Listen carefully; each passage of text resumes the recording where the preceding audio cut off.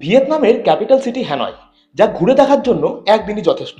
কিন্তু আপনার হোটেল যদি হ্যানয়ের ওল্ড কোয়ার্টারে থাকে, তাহলে পায়ে হেঁটেই বেশ সহজেই আপনি সেরে ফেলতে পারবেন হ্যানয়ের city tour. So let's explore Hanoi city with me.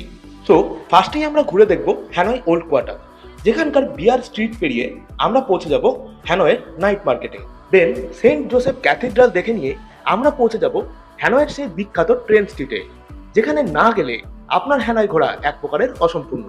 এরপরে আমরা দেখে নেব হ্যানয় অপেরা হাউস এবং সবশেষে আমরা পৌঁছে যাব হ্যানয়ের হয়ান কিয়েম লেক ও নক্সন টেম্পলের সামনে। এরপরে আমরা চট করে দেখে নেব হ্যানয় ওল্ড কোয়ার্টারের হেরিটেজ হাউস এবং মেসন সেন্ট্রাল মিউজিয়াম। এরপরে আমরা টেম্পল অফ লিটারেচার দেখে চলে যাব হোচিমিন মসোলিয়ামে।